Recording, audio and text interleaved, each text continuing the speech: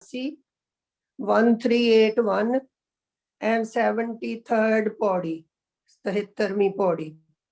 फरीदा किथे तैंडे मापिया जिन्नी तू जणियो तैं पासो ओए लद गए तू अजे ना पतीणो है।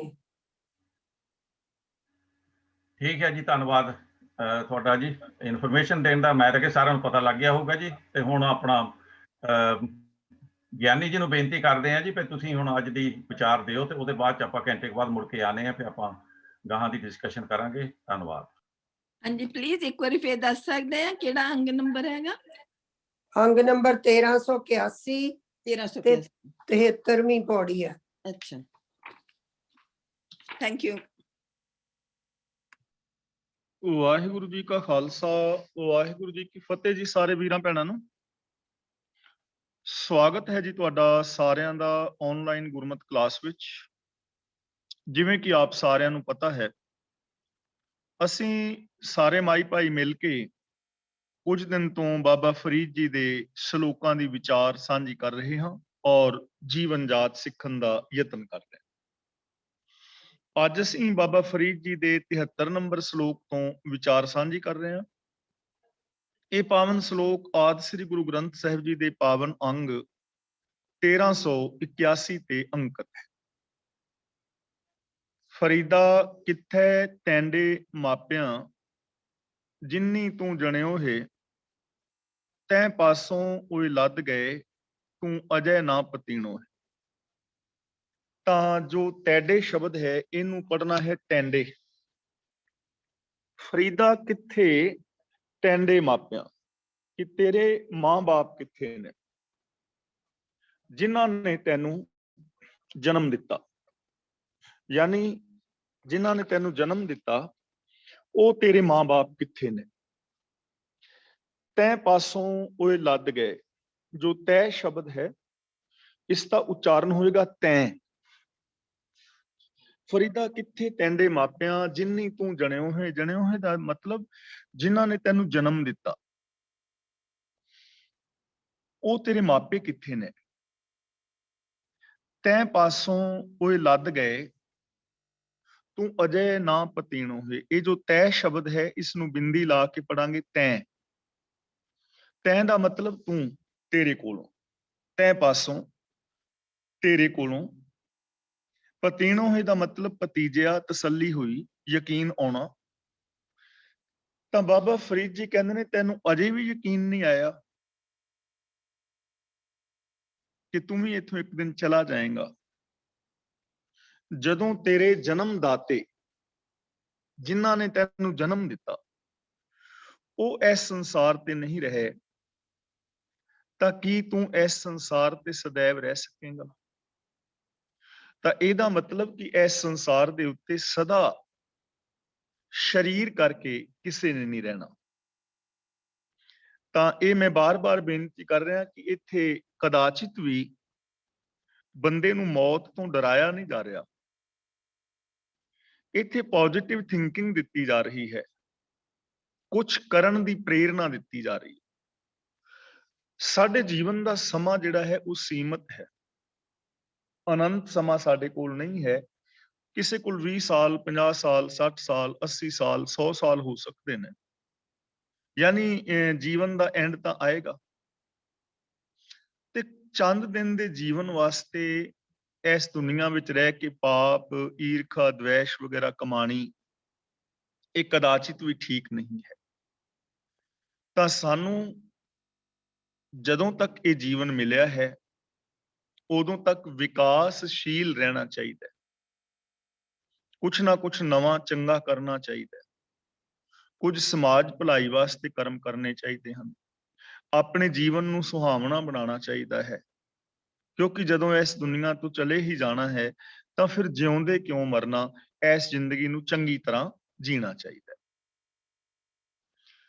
ਅਗਲਾ ਬਚਨ ਕਰਦੇ ਨੇ ਫਰੀਦਾ ਮਨ ਮੈਦਾਨ ਕਰ ਟੋਏ ਟਿੱਬੇ ਲਾਹ ਅੱਗੇ ਮੂਲ ਨ ਆਵਸੀ ਦੋਜਕ ਸੰਧੀ ਪਾ।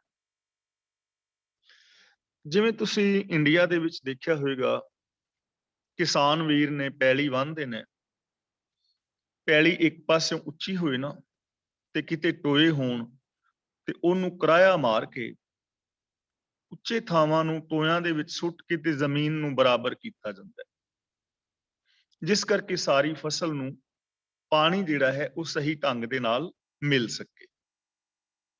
ਹੁਣ ਬਾਬਾ ਫਰੀਦ ਜੀ ਕਹਿੰਦੇ ਨੇ ਆਪਣੇ ਮੈਦਾਨ, ਆਪਣੇ ਮਨ ਨੂੰ ਮੈਦਾਨ ਵਰਗਾ ਬਣਾ, ਟੋਏ ਟਿੱਬੇ ਲਾ। ਟੋਏ ਟਿੱਬੇ ਦਾ ਮਤਲਬ ਉੱਚੇ ਨੀਵੇਂ ਥਾਂ, ਊਚ ਨੀਚ ਦੇ ਵਿਤਕਰੇ, ਕਿਸੇ ਨੂੰ ਉੱਚਾ ਸਮਝਣਾ, ਕਿਸੇ ਨੂੰ ਨੀਵਾਂ ਸਮਝਣਾ, ਇਹ ਉੱਚੀ ਜਾਤੀ ਦਾ ਹੈ, ਇਹ ਨੀਵੀਂ ਜਾਤੀ ਦਾ ਹੈ, ਮੇਰ ਤੇਰ ਦੇ ਵਿਤਕਰੇ, ਇਹਨਾਂ ਚੀਜ਼ਾਂ ਨੂੰ ਖਤਮ ਕਰ ਦੇ ਔਰ ਆਪਣੇ ਮਨ ਨੂੰ, ਆਪਣੀ ਸੋਚ ਨੂੰ ਮੈਦਾਨ ਵਰਗਾ ਸਮਤਲ ਬਣਾ। ਤੇਰੇ ਅੰਦਰ ਊਚ ਨੀਚ ਦੇ ਵਿਤਕਰੇ ਨਾ ਹੋਣ ਕਿ ਕਿਸੇ ਦੀ ਤੂੰ ਚਾਪਲੂਸੀ ਕਰਦਾ ਫਿਰੇ, ਪੈਰਾਂ ਵਿੱਚ ਡਿੱਗਦਾ ਫਿਰੇ ਐਵੇਂ ਹੀ ਖਾਮਖਾ। ਤੇ ਜਿਹੜੇ ਕੋਈ ਮਾੜੇ ਲੋਕ ਨੇ, ਧਨ ਕਰਕੇ ਜਾਂ ਕਮਜ਼ੋਰ ਨੇ, ਉਹਨਾਂ ਦੇ ਤੂੰ ਸਿਰ ਦੇ ਉੱਤੇ ਚੜਿਆ ਫਿਰ। ਬੰਦੇ ਦੀ ਬਿਰਤੀ ਹੈ ਨਾ, ਤਗੜਿਆਂ ਦੇ ਪੈਰਾਂ ਵਿੱਚ ਡਿੱਗਦਾ ਫਿਰਦਾ ਤੇ ਜਿਹੜੇ ਆਪਣੇ ਤੋਂ ਕਮਜ਼ੋਰ ਨੇ ਉਹਨਾਂ ਦੇ ਸਿਰ ਤੇ ਚੜਦਾ ਫਿਰਦਾ। ਬੰਦਾ ਦੇਖੋ ਦਫ਼ਤਰ ਦੇ ਵਿੱਚ ਜਾਂਦਾ ਹੈ, ਦਫ਼ਤਰ ਦੇ ਵਿੱਚ ਇਹ ਬੌਸ ਦੇ ਥੱਲੇ ਕੰਮ ਕਰ ਰਿਹਾ ਹੈ, ਬੌਸ ਨੇ ਇਹਨੂੰ ਝਿੜਕਿਆ, ਹੁਣ ਇਹਦਾ ਬੌਸ ਅੱਗੇ ਜ਼ੋਰ ਤਾਂ ਚੱਲਦਾ ਨਹੀਂ, ਬੌਸ ਦੀ ਝਿੜਕ ਖਾ ਕੇ ਪਰੇਸ਼ਾਨ ਹੈ। ਉਸੇ ਪਰੇਸ਼ਾਨੀ ਦੇ ਵਿੱਚ ਘਰ ਆਉਂਦਾ ਹੈ ਤੇ ਘਰ ਵਾਲੀ ਨੇ ਕੁਝ ਕਹਿ ਦਿੱਤਾ ਤੇ ਇਹ ਹੁਣ ਉਥੋਂ ਦਾ ਜਿਹੜਾ ਗੁੱਸਾ ਹੈ ਘਰ ਵਾਲੀ ਤੇ ਕੱਢ ਰਿਹਾ ਹੈ, ਘਰ ਵਾਲੀ ਤੇ ਕੱਢ ਰਿਹਾ। ਹੁਣ ਘਰ ਵਾਲੀ ਇਸ ਅੱਗੇ ਬੋਲ ਨਹੀਂ ਸਕੀ ਤੇ ਛੋਟੇ ਬੱਚੇ ਨੇ ਜੇ ਕੁਝ ਗਵਾਤਾ ਤੇ ਘਰ ਵਾਲੀ ਨੇ 2 ਥੱਪੜ ਬੱਚੇ ਨੂੰ ਕੱਢ ਮਾਰੇ ਤੇ ਬੱਚਾ ਵਿਚਾਰਾ ਕਿਸੇ ਨੂੰ ਹੋਰ ਕੁਝ ਨਹੀਂ ਕਰ ਸਕਦਾ। ਉਹਦੇ ਕੋਲ ਕੋਈ ਭਾਂਡਾ ਸੀ ਕੱਚ ਦਾ, ਉਹਨੇ ਪਰਾਂ ਮਾਰ ਕੇ ਤੇ ਉਹ ਤੋੜ ਦਿੱਤਾ। ਕਹਿਣ ਤੋਂ ਭਾਵ ਕਿ ਆਪਣੇ ਤੋਂ ਕਮਜ਼ੋਰ ਦੇ ਉੱਤੇ ਇਸ ਬੰਦੇ ਦਾ ਜਿਹੜਾ ਹੈ ਨਾ ਉਹ ਜ਼ੋਰ ਚੱਲਦਾ ਹੈ, ਧੱਕਾ ਖਾਂਦਾ ਹੈ ਤੇ ਜਿਹੜਾ ਆਪਣੇ ਤੋਂ ਤਗੜਾ ਹੈ ਉਹਦੇ ਪੈਰਾਂ 'ਚ ਡਿੱਗਦਾ ਫਿਰਦਾ। ਇਸੇ ਨੂੰ ਕਹਿੰਦੇ ਨੇ ਉੱਚਾ ਨੀਵਾਂ, ਊਚ ਨੀਚ ਦੇ ਵਿਤਕਰੇ। ਸਾਰਿਆਂ ਦੇ ਨਾਲ ਵਿਹਾਰ ਇੱਕੋ ਜਿਹਾ ਨਾ ਕਰਨਾ ਤਾਂ ਇਹ ਕਦਾਚਿਤ ਵੀ ਠੀਕ ਨਹੀਂ ਹੈ। ਸਾਰਿਆਂ ਦੇ ਨਾਲ ਵਿਹਾਰ ਚੰਗਾ ਕਰਨਾ ਚਾਹੀਦਾ ਹੈ। ਆਪਣੇ ਤੋਂ ਵੱਡੇ ਨੂੰ ਸਤਿਕਾਰ ਦਿਓ, ਹਮ ਉਮਰ ਦੇ ਨਾਲ ਪਿਆਰ ਕਰੋ, ਆਪਣੇ ਤੋਂ ਛੋਟੇ ਦੇ ਨਾਲ ਸਨੇਹ ਕਰੋ। ਇਹ ਤਿੰਨੇ ਚੀਜ਼ਾਂ ਇੱਕੋ ਜਿਹੀਆਂ ਹੀ ਨੇ। ਕੇਵਲ ਉਮਰ ਦੇ ਲਿਹਾਜ਼ ਦੇ ਨਾਲ ਇਹ ਸ਼ਬਦਾਵਲੀ ਬਣਾ ਲਈ ਕਿ ਵੱਡੇ ਦਾ ਸਤਿਕਾਰ ਕਰੋ, ਹਮ ਉਮਰ ਨਾਲ ਪਿਆਰ ਕਰੋ, ਛੋਟੇ ਦੇ ਨਾਲ ਸਨੇਹ ਕਰੋ। ਹੈ ਇੱਕੋ ਹੀ ਚੀਜ਼ ਹੈ, ਪਿਆਰ ਹੀ। ਸਾਰਿਆਂ ਦੇ ਨਾਲ ਪਿਆਰ ਵਾਲਾ ਵਰਤਾਵ ਕਰੋ। ਊਚ ਨੀਚ ਦੇ ਵਿਤਕਰਿਆਂ ਨੂੰ ਖਤਮ ਕਰਕੇ ਆਪਣੇ ਮਨ ਦੇ ਅੰਦਰ ਸਮਤਾ ਪੈਦਾ ਕਰ। ਫਿਰ ਕੀ ਹੋਏਗਾ? ਅੱਗੇ ਮੂਲ ਨਾ ਆਵਸੀ ਦੋਜਕ ਸੰਧੀ ਪਾਹ। ਪਾਹ ਦਾ ਮਤਲਬ ਅੱਗ। ਹੁਣ ਮੁਸਲਮਾਨ ਵੀਰਾਂ ਦਾ ਖਿਆਲ ਹੈ ਕਿ ਕਿਆਮਤ ਵਾਲੇ ਦਿਨ ਜਦੋਂ ਖੁਦਾ ਲੇਖਾ ਜੋਖਾ ਕਰੇਗਾ ਸਾਰੇ ਮੁਰਦਿਆਂ ਨੂੰ ਉਠਾ ਕੇ, ਜਿਨ੍ਹਾਂ ਨੇ ਚੰਗੇ ਕਰਮ ਕੀਤੇ ਹੋਣਗੇ ਉਹ ਸਵਰਗ ਵਿੱਚ, ਜੰਨਤ ਵਿੱਚ, ਤੇ ਬਾਕੀ ਦੋਜਕ ਦੀ ਅੱਗ ਦੇ ਅੰਦਰ ਸੜਨਗੇ। ਲੇਕਿਨ ਇੱਥੇ ਇਹਦਾ ਭਾਵ ਕੀ ਹੈ ਕਿ ਜੇ ਤੂੰ ਊਚ ਨੀਚ ਦੇ ਵਿਤਕਰੇ ਖਤਮ ਕਰ ਦਵੇਂ, ਮੇਰ ਤੇਰ ਦੇ ਵਿਤਕਰੇ ਖਤਮ ਕਰ ਦਵੇਂ, ਸਾਰਿਆਂ ਦੇ ਨਾਲ ਇੱਕੋ ਜਿਹਾ ਸਤਿਕਾਰ ਪਿਆਰ ਵਾਲਾ ਸੱਚਾ ਵਿਹਾਰ ਕਰੇ ਤਾਂ ਕੀ ਹੋਏਗਾ? ਅੱਗੇ ਮੂਲ ਨਾ ਆਵਸੀ। ਅੱਗੇ ਦਾ ਮਤਲਬ ਆਉਣ ਵਾਲਾ ਜੋ ਸਮਾਂ ਹੈ, ਫਿਊਚਰ, ਜ਼ਿੰਦਗੀ ਦਾ ਜੋ ਸਫ਼ਰ ਹੈ। ਦੋਜਕ ਦਾ ਮਤਲਬ ਦੋਜਕ ਯਾਨੀ ਨਰਕ, ਪਾਹ ਦਾ ਮਤਲਬ ਅੱਗ। ਤਾਂ ਤੇਰੇ ਜ਼ਿੰਦਗੀ ਦੇ ਅੰਦਰ ਆਉਣ ਵਾਲੇ ਸਮੇਂ ਦੇ ਅੰਦਰ ਦੋਜਕ ਦੀ, ਨਰਕ ਦੀ ਅੱਗ ਨਹੀਂ ਆਏਗੀ। ਤੈਨੂੰ ਨਰਕ ਦੀ ਅੱਗ ਵਿੱਚ ਸੜਨਾ ਨਹੀਂ ਪਏਗਾ ਫਿਊਚਰ ਦੇ ਅੰਦਰ, ਆਉਣ ਵਾਲੇ ਸਮੇਂ ਵਿੱਚ।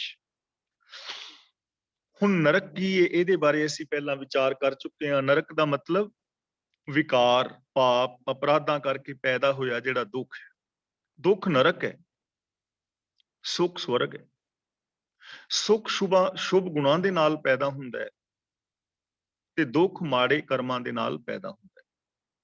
ਤਾਂ ਬਾਬਾ ਫਰੀਦ ਜੀ ਸਾਨੂੰ ਸਮਝਾ ਰਹੇ ਹਨ ਕਿ ਜੇ ਬੰਦਾ ਵਰਤਮਾਨ ਦੇ ਅੰਦਰ ਜੋ ਅਸੀਂ ਜ਼ਿੰਦਗੀ ਜੀ ਰਹੇ ਹਾਂ, ਇਸ ਜੀਵਨ ਦੇ ਅੰਦਰ ਊਚ ਨੀਚ ਦੇ ਵਿਤਕਰੇ ਆਪਣੀ ਸੋਚ ਵਿੱਚੋਂ ਖਤਮ ਕਰ ਦੇਵੇ ਔਰ ਆਪਣੀ ਸੋਚ ਸਾਰਿਆਂ ਦੇ ਨਾਲ ਇੱਕੋ ਜਿਹੀ ਬਣਾ ਲੈ, ਇੱਕੋ ਜਿਹਾ ਵਰਤਾਵ ਕਰੇ, ਚੰਗਾ, ਪਿਆਰਾ, ਸੱਚਾ, ਤਾਂ ਇਹਦੇ ਫਿਊਚਰ ਦੇ ਅੰਦਰ ਦੁੱਖਾਂ ਦੀ ਅੱਗ ਨਹੀਂ ਆਏਗੀ, ਇਹ ਦੁੱਖਾਂ ਦੀ ਅੱਗ ਤੋਂ ਬਚ ਜਾਏਗਾ। ਤਾਂ ਦੁੱਖਾਂ, ਵਿਕਾਰਾਂ ਔਰ ਪਾਪਾਂ ਦੀ ਅੱਗ ਤੋਂ ਬਚਣ ਲਈ ਸਾਨੂੰ ਹਰ ਇਨਸਾਨ ਨੂੰ ਯਤਨ ਕਰਨਾ ਚਾਹੀਦਾ, ਆਪ ਵੀ ਔਰ ਦੂਜਿਆਂ ਨੂੰ ਵੀ ਪ੍ਰੇਰਨਾ ਦੇਣੀ ਚਾਹੀਦੀ। ਅਗਲਾ ਬਚਨ ਕਰਦੇ ਨੇ,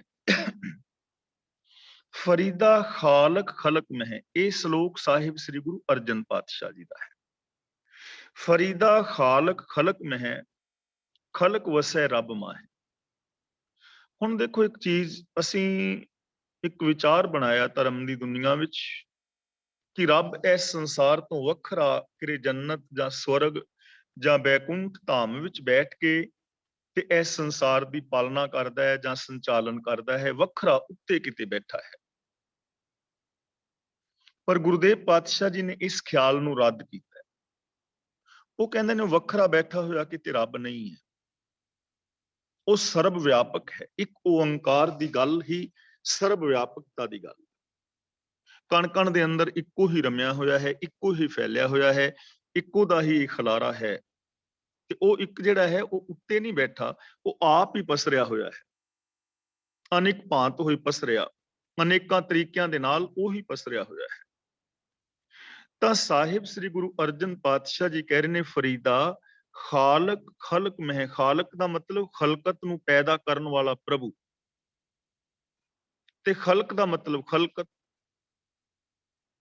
ਮਹਿ ਦਾ ਮਤਲਬ ਵਿੱਚ ਕਿ ਹੇ ਫਰੀਦ, ਪ੍ਰਭੂ ਸਾਰੀ ਕਾਇਨਾਤ ਦੇ ਅੰਦਰ ਖਲਕਤ ਦੇ ਵਿੱਚ ਮੌਜੂਦ ਹੈ। ਖਲਕ ਵਸੈ ਰੱਬ ਮਾਹੇ, ਤੇ ਇਹ ਜੋ ਖਲਕਤ ਹੈ ਉਸ ਰੱਬ ਦੇ ਵਿੱਚ ਵਸ ਰਹੀ ਹੈ। ਖਾਲਕ ਖਲਕਤ ਵਿੱਚ ਹੈ ਔਰ ਖਲਕਤ ਰੱਬ ਵਿੱਚ ਹੈ, ਇੱਕ ਦੂਜੇ ਤੋਂ ਵੱਖਰੇ ਨਹੀਂ ਹਨ। ਤਾਣੇ ਔਰ ਪੇਟੀ ਦੀ ਤਰ੍ਹਾਂ। ਜਿਵੇਂ ਇਹ ਮਿਸਾਲ ਸਿਰਫ ਇੱਕ ਲੈ ਰਿਹਾ, ਇਹਦਾ ਇੱਕ ਪੱਖ ਲੈਣਾ ਹੈ।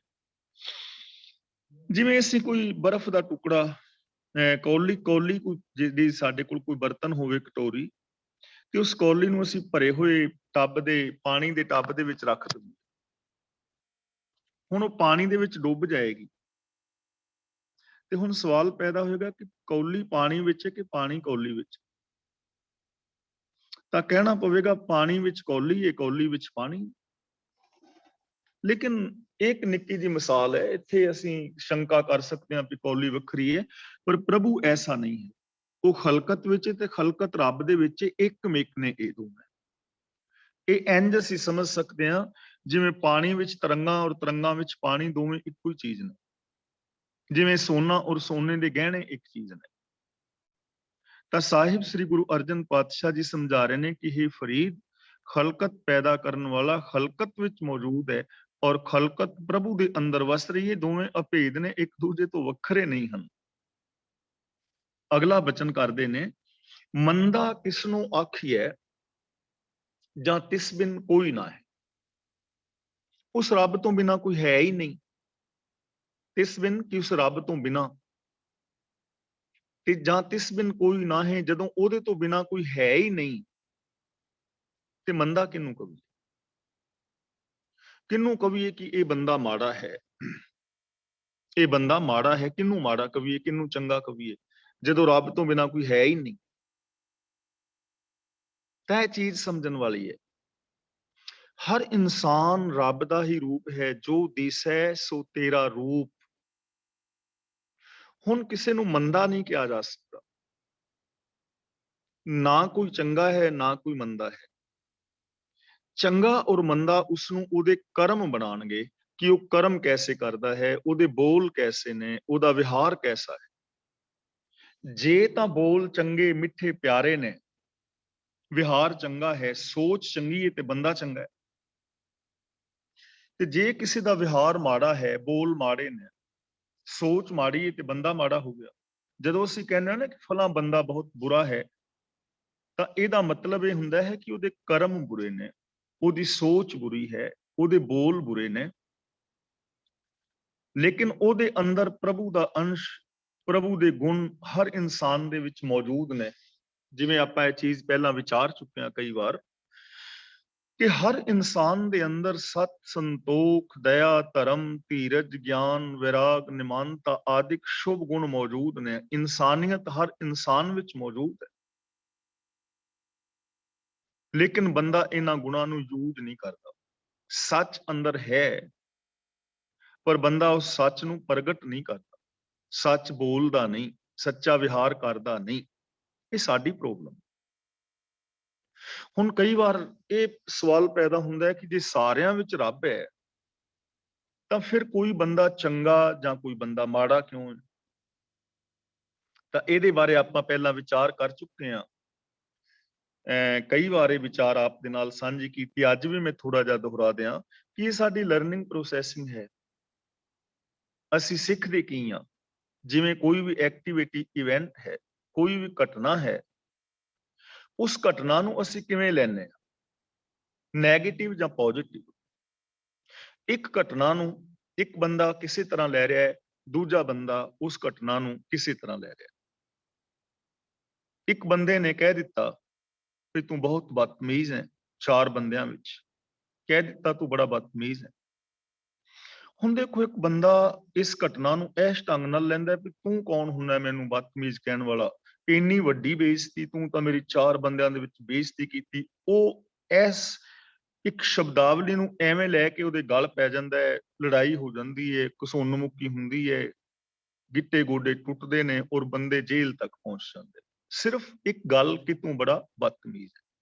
ਇੱਕ ਬੰਦੇ ਨੇ ਤੇ ਇਸ ਚੀਜ਼ ਨੂੰ ਐਵੇਂ ਲਿਆ, ਦੂਜੇ ਬੰਦੇ ਨੇ ਇਸ ਚੀਜ਼ ਨੂੰ ਐਵੇਂ ਲਿਆ ਕਿ ਯਾਰ ਉਹਨੇ ਬੜੀ ਵੱਡੀ ਗੱਲ ਕਹਿ ਦਿੱਤੀ, ਉਹਨੂੰ ਕਹਿਣੀ ਨਹੀਂ ਸੀ ਚਾਹੀਦੀ, ਪਰ ਲੜਾਈ ਦੰਗਾ ਨਹੀਂ। ਤੀਜੇ ਬੰਦੇ ਨੇ ਕਿਹਾ ਯਾਰ ਇਹ ਤਾਂ ਮਾਮੂਲੀ ਗੱਲ ਹੈ, ਬਦਤਮੀਜ਼ ਕਹਿਣ ਨਾਲ ਕੋਈ ਬਦਤਮੀਜ਼ ਥੋੜਾ ਹੋ ਜਾਂਦਾ। ਜੇ ਉਹਨੇ ਕਹਿ ਦਿੱਤਾ ਤੂੰ ਬਦਤਮੀਜ਼ ਹੈ ਤਾਂ ਤੇਰਾ ਕਿਹੜਾ ਕੋਈ ਗੁਣ ਖਤਮ ਹੋ ਗਿਆ? ਜੇ ਤੂੰ ਡਾਕਟਰ ਹੈ ਤਾਂ ਫਿਰ ਵੀ ਡਾਕਟਰ ਹੈ, ਜੇ ਤੂੰ ਇੰਜੀਨੀਅਰ ਹੈ ਤਾਂ ਫਿਰ ਵੀ ਇੰਜੀਨੀਅਰ ਹੈ, ਜੇ ਤੂੰ ਸੱਚਾ ਹੈ ਤੇ ਫਿਰ ਵੀ ਸੱਚਾ ਹੈ। ਉਹਦੇ ਕਹਿਣ ਨਾਲ ਕੀ ਫਰਕ ਪੈਂਦਾ ਹੈ? ਇਹ ਕੋਈ ਖਾਸ ਗੱਲ ਨਹੀਂ ਹੈ, ਮਾਮੂਲੀ ਗੱਲ ਹੈ। ਤੇ ਚੌਥਾ ਬੰਦਾ ਇਸ ਗੱਲ ਨੂੰ ਸੁਣਦਾ ਹੀ ਨਹੀਂ, ਉਹ ਕਹਿੰਦਾ ਉਹ ਕਹਿਣ ਵਾਲਾ ਆਪ ਨੂੰ ਰੱਖੂਗਾ, ਛੱਡ ਪਰਾਂ, ਇਹ ਕੋਈ ਗੱਲ ਹੈ? ਤਾਂ ਹੁਣ ਗੱਲ ਤਾਂ ਇੱਕੋ ਹੀ ਹੈ ਨਾ, ਉਹਨੂੰ ਅਲੱਗ-ਅਲੱਗ ਐਂਗਲ ਤੋਂ ਹਰ ਬੰਦਾ ਸੋਚੇਗਾ, ਉਹਦੇ ਤੇ ਰਿਐਕਟ ਕਰੇਗਾ। ਇਸ ਕਰਕੇ ਸਾਡਾ ਜੋ ਲਰਨਿੰਗ ਪ੍ਰੋਸੈਸ ਹੈ, ਲਰਨਿੰਗ ਪ੍ਰੋਸੈਸਿੰਗ ਹੈ ਸਾਡੀ, ਸਿੱਖਦੇ ਹਾਂ ਜੋ ਅਸੀਂ ਕਿਸੇ ਇਵੈਂਟ ਨੂੰ ਅਸੀਂ ਕਿਸ ਢੰਗ ਦੇ ਨਾਲ ਲੈਂਦੇ ਹਾਂ, ਉਹ ਸਾਨੂੰ ਚੰਗਾ ਜਾਂ ਮੰਦਾ ਬਣਾ ਦਿੰਦਾ ਹੈ। ਇਸ ਲਈ ਹਰ ਇਨਸਾਨ ਚੰਗਾ ਹੋ ਸਕਦਾ ਹੈ, ਜੇ ਉਸ ਬੰਦਾ ਜਿਹੜਾ ਹੈ, ਹਰ ਬੰਦਾ ਚੰਗਾ ਹੋ ਸਕਦਾ ਹੈ ਜੇ ਉਹ ਇਸ ਸੰਸਾਰ ਨੂੰ ਗਹੁ ਦੇ ਨਾਲ, ਪਿਆਰ ਦੇ ਨਾਲ ਤੱਕੇ।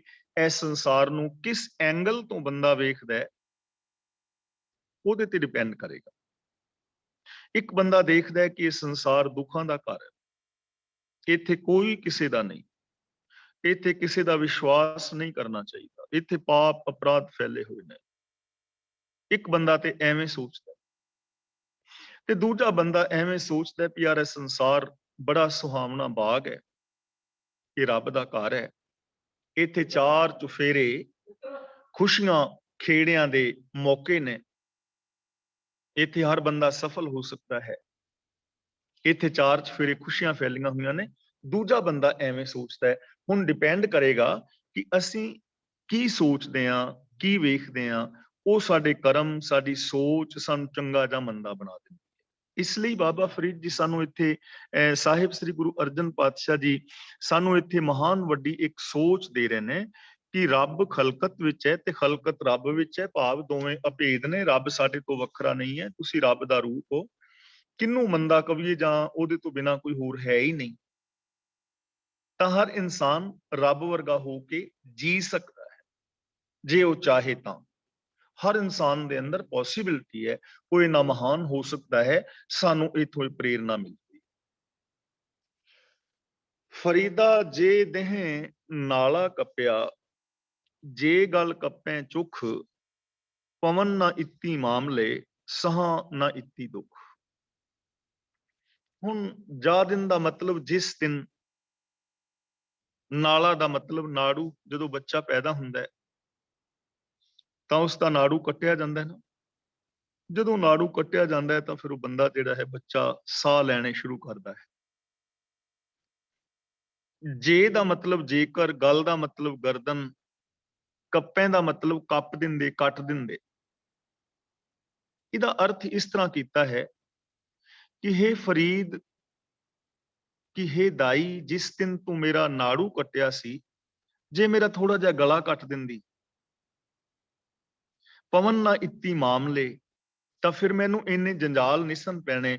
ਸਾਹਾਂ ਨਾ ਇਤੀ ਦੁੱਖ, ਤੇ ਮੈਂ ਇੰਨੇ ਕਜੀਏ ਝੰਬੇਲੇ ਦੁੱਖ ਨਹੀਂ ਸਨ ਸਹਾਰਨੇ, ਜੇ ਮੇਰਾ ਨਾੜੂਆ ਕੱਟਣ ਦੀ ਬਜਾਏ ਗਲਾ ਕੱਟ ਦਿੰਦੀ। ਭਾਵ ਕਿ ਮੇਰੀ ਹੱਤਿਆ ਕਰ ਦਿੱਤੀ ਜਾਂਦੀ, ਮੈਨੂੰ ਮਾਰ ਦਿੱਤਾ ਜਾਂਦਾ, ਮੇਰੀ ਸਾਹ ਰੱਗ ਕੱਟ ਦਿੱਤੀ ਜਾਂਦੀ। ਹੁਣ ਗੱਲ ਇੱਥੋਂ ਇੰਜ ਪ੍ਰਤੀਤ ਹੁੰਦਾ ਹੈ ਕਿ ਇਹ ਨਿਰਾਸ਼ਾ ਹੈ, ਨਿਰਾਸ਼ਾਵਾਦੀ ਹੈ ਇਹ ਬਚਨ, ਲੇਕਿਨ ਐਸਾ ਨਹੀਂ ਹੈ।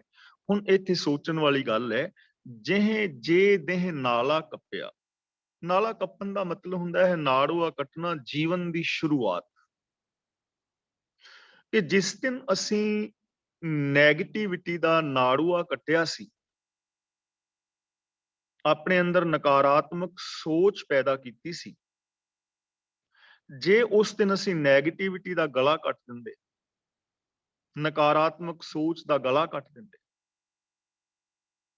ਪਾਪਾਂ ਅਪਰਾਧਾਂ ਵਾਲੀ ਸੋਚ ਦਾ ਗਲਾ ਕੱਟ ਦਿੰਦੇ।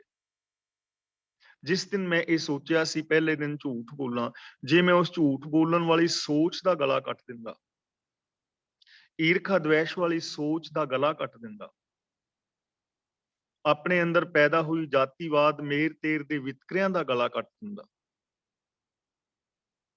ਤਾਂ ਇਹ ਜ਼ਿੰਦਗੀ ਸ਼ੁਰੂ ਨਹੀਂ ਸੀ ਨਾ ਹੋਣੀ ਵਿਕਾਰਾਂ ਵਾਲੀ। ਪਵਨ ਨਾ ਇਤੀ ਮਾਮਲੇ, ਫਿਰ ਇਹਨੇ ਮਾਮਲੇ ਨਹੀਂ ਸਨ ਪੈਣੇ, ਝਮੇਲੇ ਨਹੀਂ ਸਨ ਪੈਣੇ, ਦੁੱਖ ਨਹੀਂ ਸਨ ਪੈਦਾ ਹੋਣੇ।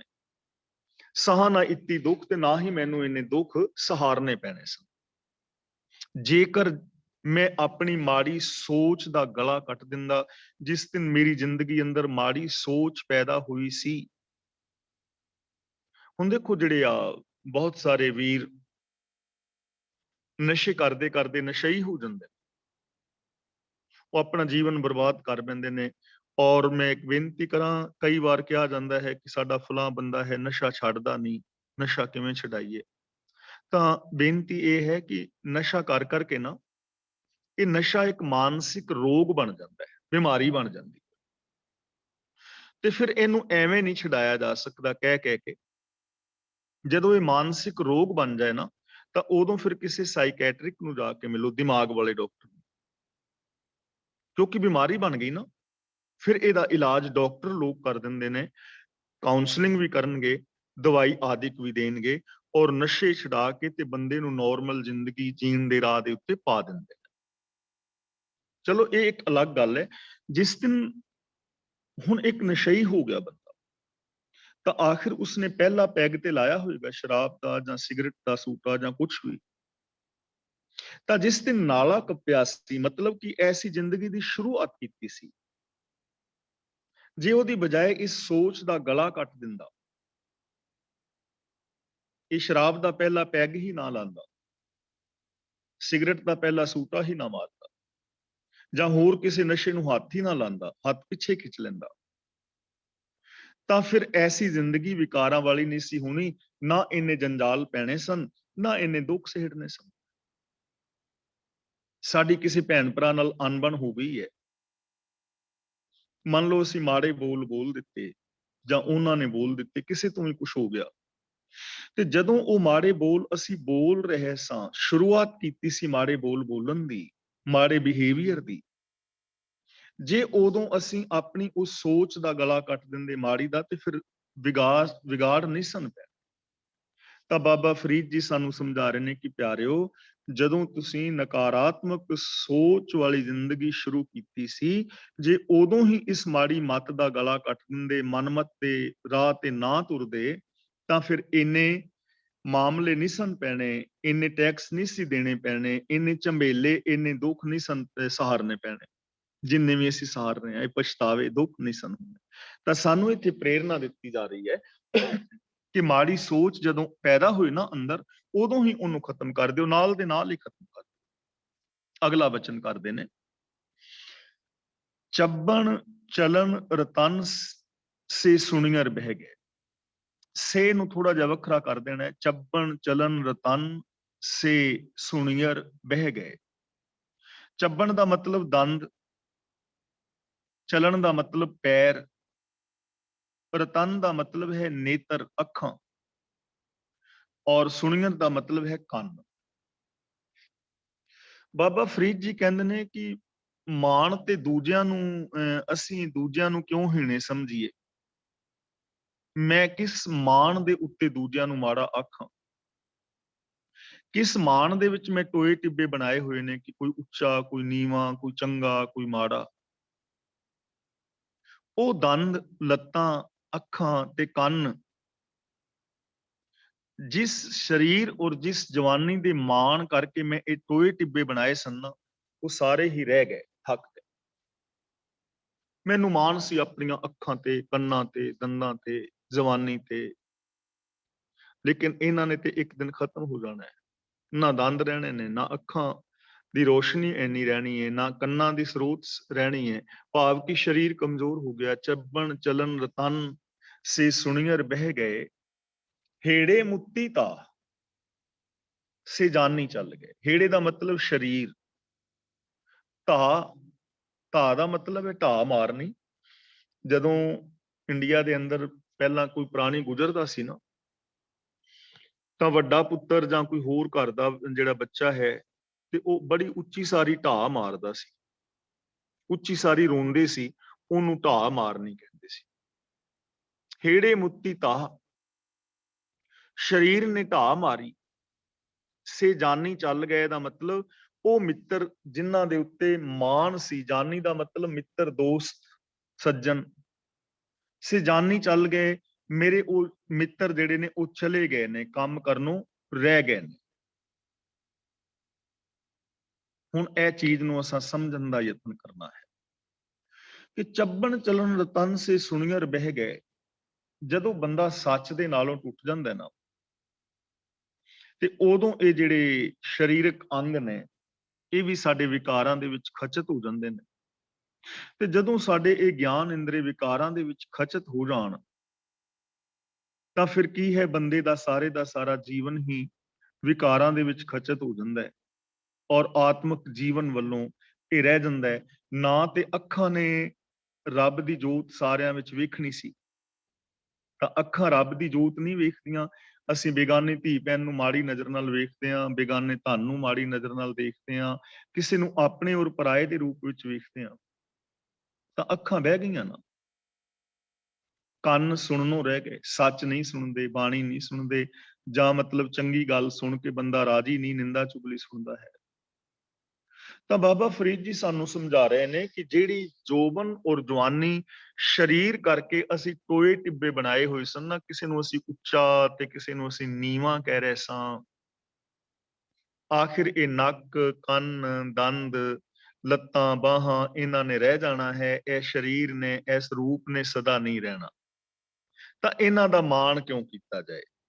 ਇਹਦਾ ਮਤਲਬ ਇਹ ਨਹੀਂ ਕਿ ਸਾਨੂੰ ਨੈਗੇਟਿਵ ਥਿੰਕਿੰਗ ਦਿੱਤੀ ਜਾ ਰਹੀ ਹੈ, ਸਗੋਂ ਸਾਨੂੰ ਪੋਜ਼ਿਟਿਵ ਕੀਤਾ ਜਾ ਰਿਹਾ ਹੈ, ਸਕਾਰਾਤਮਕ ਕੀਤਾ ਜਾ ਰਿਹਾ ਹੈ। ਸਾਡੇ ਅੰਦਰ ਵਿਲ ਪਾਵਰ ਪੈਦਾ ਕੀਤੀ ਜਾ ਰਹੀ ਹੈ, ਸਾਨੂੰ ਸੱਚ ਦੇ ਨਾਲ ਜੋੜਿਆ ਜਾ ਰਿਹਾ ਹੈ ਕਿ ਪਿਆਰਿਓ, ਕਿਉਂ ਆਪਣੀ ਜ਼ਿੰਦਗੀ ਨੂੰ ਤਬਾਹ ਕਰਦੇ ਹੋ? ਕਿਉਂ ਊਚ ਨੀਚ ਦੇ ਵਿਤਕਰੇ ਪੈਦਾ ਕਰ ਰਹੇ ਹੋ?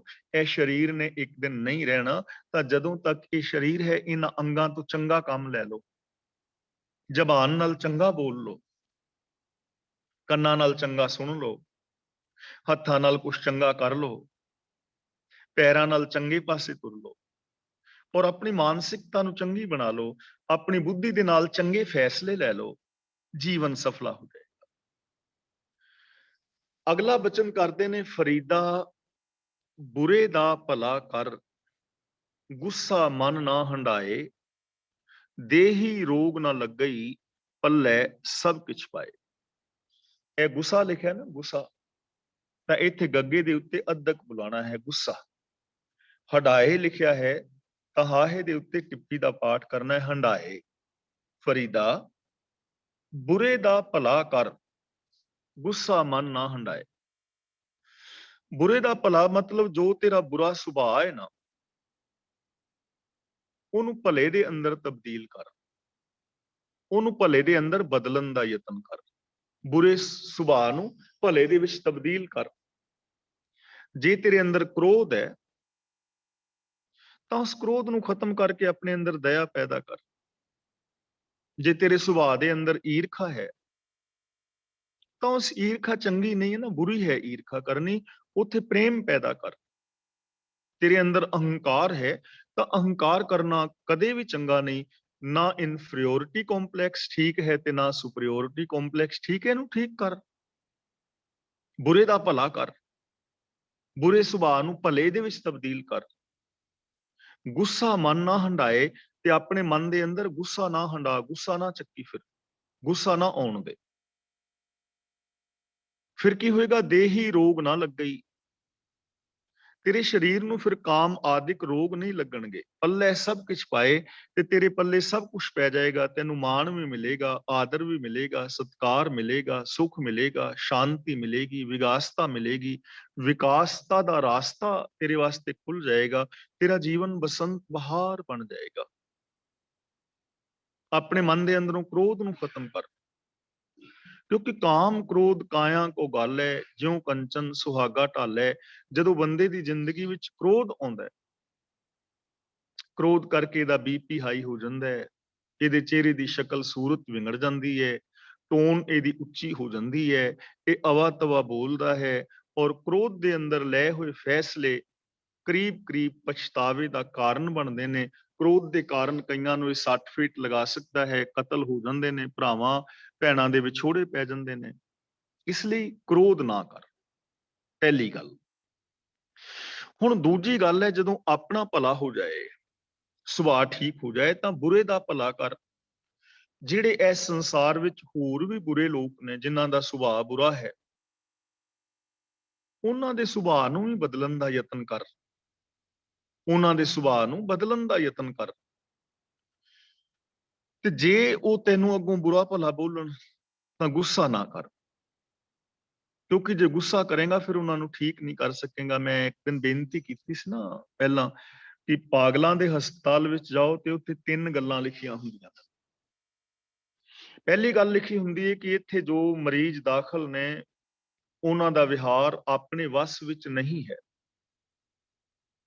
ਦੂਜੀ ਗੱਲ ਲਿਖੀ ਹੁੰਦੀ ਹੈ ਕਿ ਇੱਥੇ ਜੋ ਮਰੀਜ਼ ਦਾਖਲ ਨੇ ਇਹਨਾਂ ਦਾ ਗੁੱਸਾ ਨਾ ਕਰੋ, ਕਿਉਂਕਿ ਉਹਨਾਂ ਦਾ ਵਿਹਾਰ ਵੱਸ ਵਿੱਚ ਨਹੀਂ ਹੈ ਨਾ। ਡਾਕਟਰ ਨੂੰ ਵੀ ਉਹ ਗਾਲਾਂ ਕੱਢ ਦਿੰਦੇ ਨੇ, ਡਾਕਟਰ ਨੂੰ ਵੀ ਕਈ ਵਾਰੀ ਹੱਥੀਂ ਪੈ ਜਾਂਦੇ ਨੇ ਉਹ ਪਾਗਲ ਜਿਹੜੇ। ਪਰ ਡਾਕਟਰ ਗੁੱਸਾ ਕਰਕੇ ਉਹਨਾਂ ਨੂੰ ਇਹ ਥੋੜੀ ਕਹਿੰਦਾ ਵੀ ਇਸ ਮਰੀਜ਼ ਨੂੰ ਹਸਪਤਾਲ ਚੋਂ ਬਾਹਰ ਕੱਢ ਦਿਓ। ਜੇ ਗੁੱਸਾ ਕਰੇਗਾ ਤੇ ਠੀਕ ਕਿਵੇਂ ਕਰੇਗਾ? ਸਗੋਂ ਉਹਨਾਂ ਦੀ ਪ੍ਰੋਬਲਮ ਨੂੰ ਸਮਝਦਾ ਹੈ, ਗੁੱਸਾ ਨਹੀਂ ਕਰਦਾ। ਤੇ ਤੀਜੀ ਗੱਲ ਲਿਖੀ ਹੁੰਦੀ ਹੈ, ਇਹਨਾਂ ਮਰੀਜ਼ਾਂ ਨੂੰ ਤੁਹਾਡੀ ਦਇਆ ਦੀ ਲੋੜ ਹੈ, ਇਹਨਾਂ ਤੇ ਦਇਆ ਕਰੋ। ਤਾਂ ਡਾਕਟਰ ਨੂੰ ਪਤਾ ਹੈ ਕਿ ਇੱਥੇ ਦਾਖਲ ਜੋ ਮਰੀਜ਼ ਨੇ ਇਹਨਾਂ ਦਾ ਬਿਹੇਵੀਅਰ ਆਪਣੇ ਵੱਸ ਵਿੱਚ ਨਹੀਂ। ਮੈਂ ਇਹਨਾਂ ਦੇ ਬਿਹੇਵੀਅਰ ਦਾ ਗੁੱਸਾ ਨਹੀਂ ਕਰਨਾ, ਮੈਂ ਇਹਨਾਂ ਤੇ ਦਇਆ ਕਰਨੀ ਹੈ। ਤੇ ਦੂਜੀ ਮੈਂ ਬੇਨਤੀ ਕੀਤੀ ਸੀ ਕਿ ਜਿੰਨੇ ਸਾਰੇ ਪਾਗਲ ਨੇ ਨਾ, ਉਹ ਹਸਪਤਾਲਾਂ ਵਿੱਚ ਦਾਖਲ ਨਹੀਂ ਹਨ। ਬਹੁਤ ਸਾਰੇ ਕਮਲੇ ਪਾਗਲ ਸਮਾਜ ਵਿੱਚ ਵੀ ਵਿਚਰਦੇ ਨੇ। ਉਹਨਾਂ ਦੇ ਨਾਲ ਵੀ ਸਾਨੂੰ ਇਹ ਚੀਜ਼ ਵਰਤਣ ਦੀ ਲੋੜ ਹੈ। ਉਹਨਾਂ ਦੇ ਬਿਹੇਵੀਅਰ ਦਾ ਗੁੱਸਾ ਨਾ ਕਰੋ, ਕਿਉਂਕਿ ਉਹਨਾਂ ਦਾ ਬਿਹੇਵੀਅਰ ਆਪਣੇ ਵੱਸ ਵਿੱਚ ਨਹੀਂ ਹੈ। ਇਹ ਸਮਝ ਲਓ ਕਿ ਉਹਨਾਂ ਦਾ ਬਿਹੇਵੀਅਰ ਆਪਣੇ ਵੱਸ ਵਿੱਚ ਨਹੀਂ। ਫਿਰ ਉਹਨਾਂ ਦੇ ਬਿਹੇਵੀਅਰ ਦਾ ਗੁੱਸਾ ਨਾ ਕਰੋ। ਤੇ ਤੀਜੀ ਗੱਲ ਹੈ, ਭਲਾ ਕਰ ਦਾ ਮਤਲਬ ਉਹਨਾਂ ਦੇ ਉੱਤੇ ਦਇਆ ਕਰੋ। ਇਹ ਚੀਜ਼ਾਂ ਅਪਣਾਉਣ ਵਾਲੀਆਂ ਨੇ। ਪਹਿਲਾਂ ਆਪਣੇ ਬੁਰੇ ਸੁਭਾਅ ਨੂੰ ਚੰਗਾ ਬਣਾਉਣਾ, ਆਪਣੇ ਮਨ ਦੇ ਅੰਦਰੋਂ ਕ੍ਰੋਧ ਆਦਿ ਖਤਮ ਕਰਨੇ ਨੇ। ਇਸ ਤਰ੍ਹਾਂ ਕਰਨ ਦੇ ਨਾਲ ਸਾਡੇ ਪੱਲੇ ਸਭ ਕੁਝ ਪਵੇਗਾ। ਦੇਹੀ ਨੂੰ ਕਾਮ ਕ੍ਰੋਧ ਆਦਿਕ ਰੋਗ ਨਹੀਂ ਲੱਗਣਗੇ।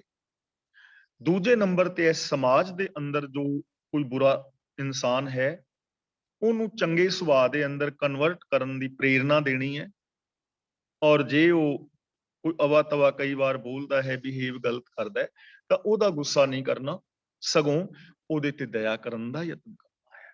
ਸਮਾਜ ਦੇ ਅੰਦਰ ਸੁਧਾਰ ਤਾਂ ਹੀ ਆ ਸਕਦਾ ਹੈ।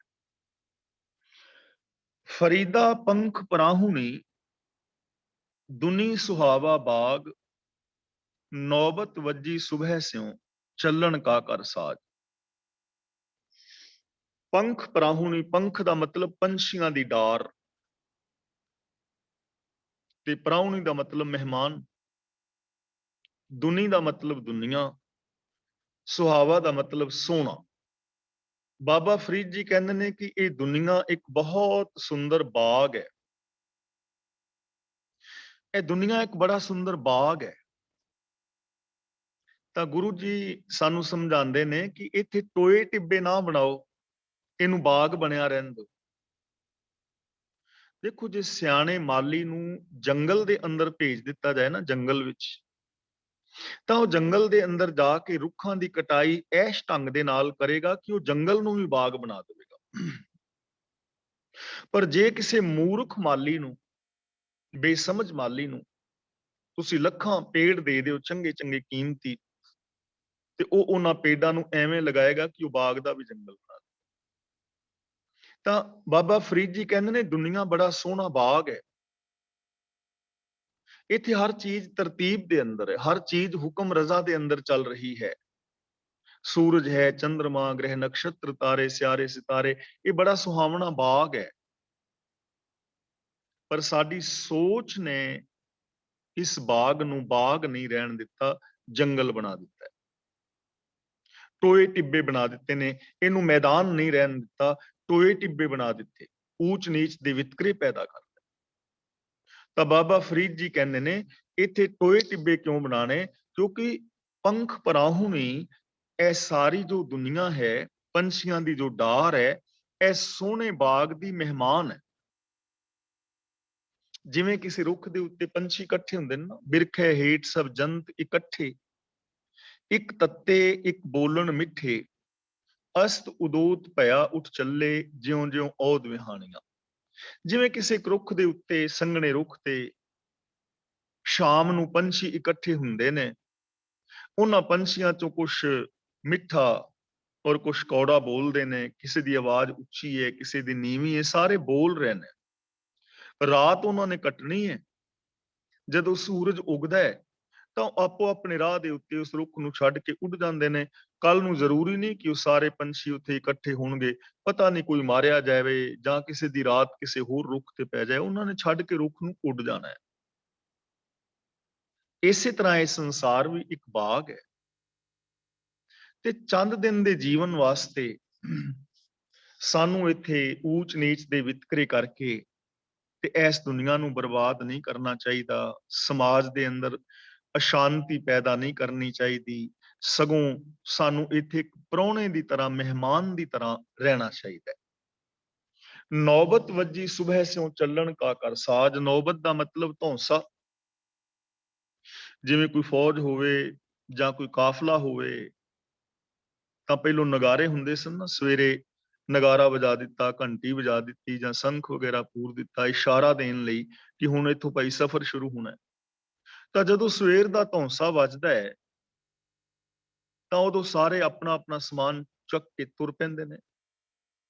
ਤਾਂ ਬਾਬਾ ਫਰੀਦ ਜੀ ਕਹਿੰਦੇ ਨੇ ਜਦੋਂ ਸਵੇਰ ਦਾ ਧੌਂਸਾ ਵੱਜਾ, ਸਭ ਨੇ ਜ਼ਿੰਦਗੀ ਦੀ ਰਾਤ ਕੱਟ ਕੇ ਤੁਰ ਜਾਣਾ ਹੈ। ਇਸ ਲਈ ਇਹ ਜਿਹੜੇ ਟੋਏ ਟਿੱਬੇ ਨੇ, ਇਹਨਾਂ ਨੂੰ ਦੂਰ ਕਰਕੇ ਆਪਣੇ ਜੀਵਨ ਨੂੰ ਸੁਹਾਵਣਾ ਬਣਾ, ਕਿਉਂਕਿ ਇੱਥੇ ਕਿਸੇ ਨੇ ਸਦਾ ਨਹੀਂ ਰਹਿਣਾ। ਇਸ ਲਈ ਜਿਹੜੀ ਜ਼ਿੰਦਗੀ ਜੀਣੀ ਹੈ ਨਾ, ਉਹ ਟੋਏ ਔਰ ਟਿੱਬੇ ਬਣਾਉਣ ਵਿੱਚ ਨਾ ਗੁਜ਼ਾਰੋ, ਸਗੋਂ ਉਹਨਾਂ ਟੋਇਆਂ ਟਿੱਬਿਆਂ ਨੂੰ ਖਤਮ ਕਰਕੇ ਮੈਦਾਨ ਨੂੰ ਸਮਤਲ ਕਰੋ।